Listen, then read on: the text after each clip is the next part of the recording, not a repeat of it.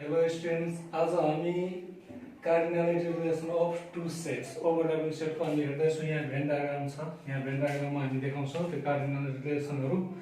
जस्तो कि यहाँ युनिभर्सल सेट छ, यो एउटा युनिभर्सल सेट हो। यहाँ ए सेट छ, यसलाई हामी के भन्छ ए सेट। यसको एलिमेन्ट्स ए मा भएको एलिमेन्ट्सलाई हामी के भन्छ नम्बर अफ ए सेट्स। त्यस्तै यो चाहिँ बी हो, बी को एलिमेन्ट्सलाई हामी के भन्छ number of set n B भन्छ हामी भने। अब यहाँ हेर्नु यो ए र बी को यो होल पार्टलाई हामी के भन्छ एन ए युनियन बी भनेपछि यहाँ हेर्नुपर्छ यो ए को भाग बी मा के भाग बी मा पनि परेको छ भने बी को पनि के भाग ए मा परेछ भनेपछि यो दुवैको भाग परेकोलाई हामी इन्टरसेक्सन भन्छ भने यो एलिमेन्ट्सलाई हामी के भन्छ एन ए इन्टरसेक्सन बी। अब यहाँ हेर्नुपर्छ यहाँ ए को यो हेर्ने यो बी सेट छ, यो बी सेट बाहेक ए मा रहेको एलिमेन्ट्सलाई हामी के भन्छ ओन्ली ए, त्यसलाई n not A n only A भन्छ भने ए को एलिमेन्ट्स यो ए यति हो रे ए हो भने ए बाहेक यो मात्रै यसलाई मात्रै ए बाहेक यो बी लाई हामी के भन्छ एन ओन्ली बी भन्छ भने यो ए बी बाहेक यिनीहरु बाहेक यो बाहिरको पार्टलाई हामी के भन्छ त एन ए युनियन बी को कम्प्लिमेन्ट भन्छ। यो सेट हामीले यहाँबाट रिलेसन हेरिसकेको छ। यहाँबाट अब हामी फर्मुलाहरु निकाल्न सक्छौं। यहाँ हेर्नुस् फर्स्टमा एन यु को फर्मुला हो, एन यु भनेको यो यु मा यो सबै पर्छ भन्नु मतलब यो ए र बी लाई हामी युनियन भन्छ के रहेछ त n A union B plus n A union B complement. यो भाग र योलाई जोड्यो भने यु हुन्छ। अब यहीबाट अर्को फर्मुला हामी निकाल्न सक्छौं। यहाँ हेर्नु एन ए युनियन बी भनेको चाहिँ के हो त भन्दाखेरि एन यु यसलाई यतातिर लग्यो भने के हुन्छ minus n A union B complement. अब हामी यसरी नै ए युनियन बी को कम्प्लिमेन्ट पनि निकाल्न सक्छौं। ए युनियन बी कम्प्लिमेन्ट भनेको के रहेछ त सबै n U minus n A union B हो। त्यस्तै अर्को फर्मुला हेर्ने भने हामी एन यु को हेर्नु फोर्थमा एन ए युनियन बी चाहिँ भनेको के रहेछ यो एन ए युनियन बी भनेको के हो त यो A set plus B set. A र बी लाई हामीले के गर्ने जोड्ने। यहाँ हेर्नुपर्छ n A plus n B.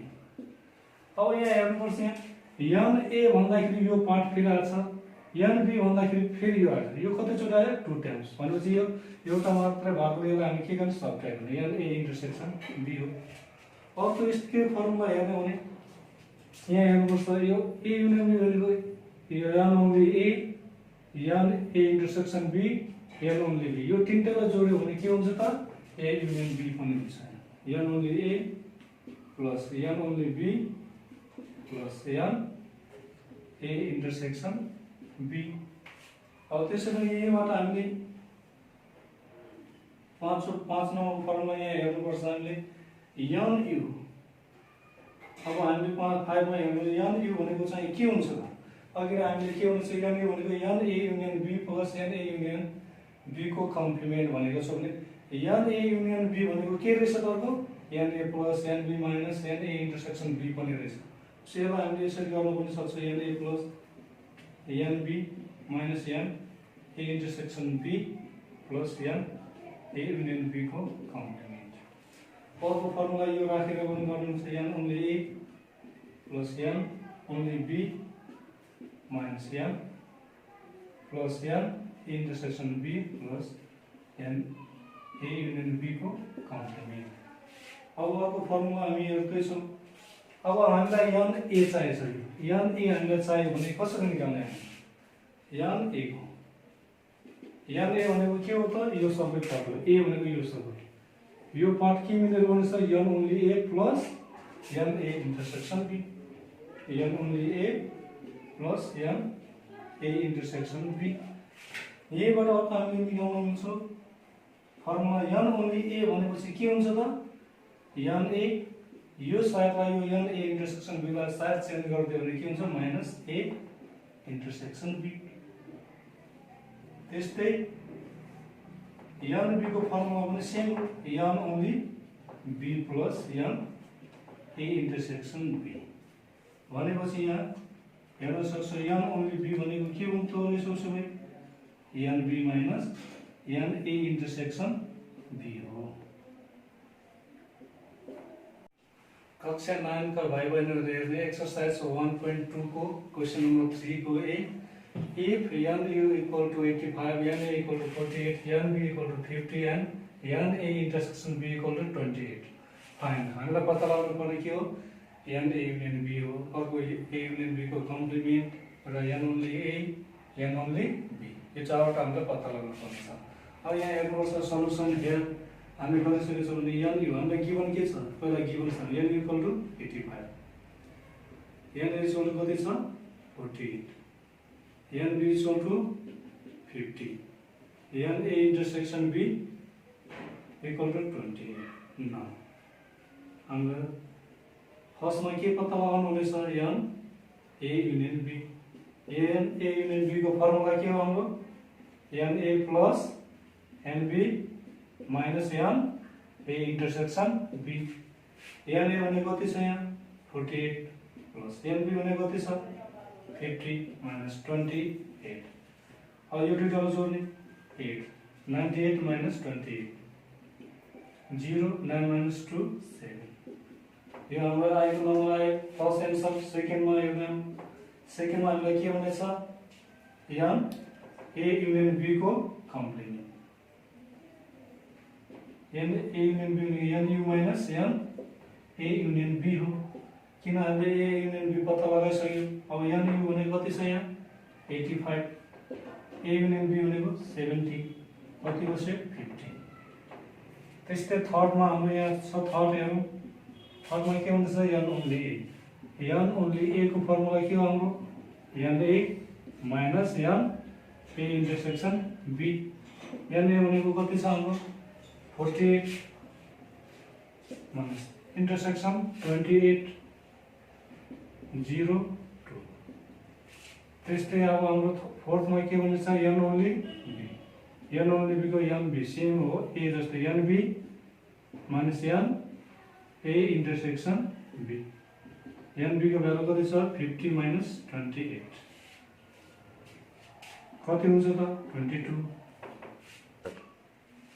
अब स्क्रिनमा देखाएको क्रिएटिभ सेक्सनको 8 को बी क्वेशन हेर्नु क्वेशन हेर्नु यहाँ in a group of 150 people 65 lakh tea only and 60 lakh milk only if each people lacks at least one of the two drinks भन्नुको त यहाँ जम्मा कति जना छ त 150 सल्युसन हेर्नु यहाँ हेर्नु फर्स्टमा हामीले के गर्न चाहिन्छ भने late M and T be the number of T be the students who liked milk and tea.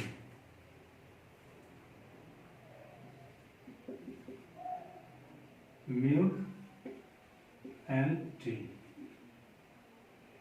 respectively. जहिले पनि हामीले के गर्ने लेट फर्स्टमा लेख्ने कसले के मन पर्छ त्यसलाई रिप्रेजेन्ट गर्ने अब यहाँ टोटल हाम्रो कति दिएछ n equal to 150 student total हाम्रो कति छ र n n मिल्क मन पराउने कति छ n ओन्ली a किन यहाँ हाम्रो ओन्ली आएको छ जस्तो 60 लाख मिल्क ओन्ली भनेको छ ओन्ली भन्दा हामीले के n ओन्ली n कति जना छ त 60 n only t कति जना छ 65 भनेपछि यहाँ हेर्दा if each people lacks at least one of the two drinks कम्तीमा एक न एक जना एउटा न एउटा ड्रिंक्स मन पराउँछ प्रत्येक मान्छेले कुनै न कुनै ड्रिंक मन पराउँछ भनेको यहाँ के छ त n union t को कम्प्लिमेन्ट भनेको के हो 0 किन यहाँ मन नपराउँदै छँदै छैन त्यसैले यहाँ हामीलाई चाहिएको के हो m intersection t equal to x यसलाई चाहिँ यो हामीलाई दिएको छैन त्यसैले यसलाई हामीले के गर्ने सपोज हामीले x सपोज गर्ने इन्टरसेक्सनलाई फर्स्टमा हेर्दा अब न फर्स्टमा के दिएको छ माथि दिएको इन्फर्मेसनलाई हामीले भेन डायग्राममा देखाउनु पर्यो तो यहाँ के गर्ने द एबोव इन्फर्मेसन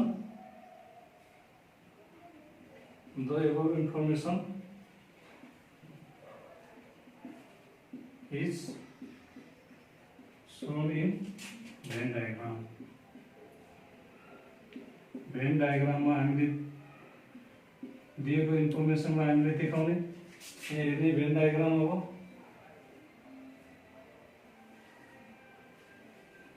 एउटा यो यम हो, यो टी हो, युनियन। अब हामीलाई ओन्ली दिएको छ 60 ले मिल्क मन बनाउने 60 जना छ। ओन्ली भएकोले हामीले सबट्र्याक्ट गर्नु परेन। टी 65 छ अनि यसलाई हामीले के भनिन्छ एक्स। अब सेकेन्डमा हामी हेर्छौँ second how many people like both trains. हामीलाई दुवै मन पराउने कतिजना छ भनेछ भने हामीले दुवै मन पराउने हामीले लेख्नु पर्यो। एन युको फर्ममा युज गर्ने n only A plus n only B plus n sorry यहाँ हाम्रो M T M intersection T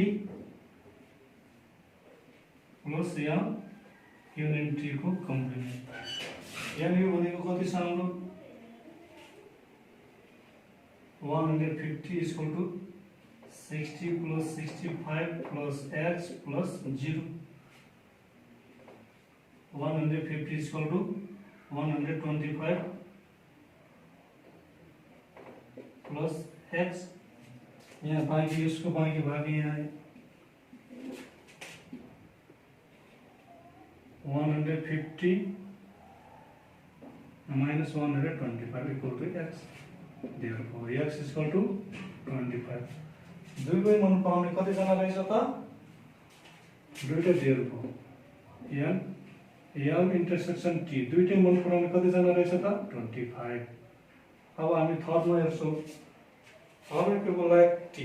T मन पराउने कतिजना छ भनेछ हामी। अब टी भनेको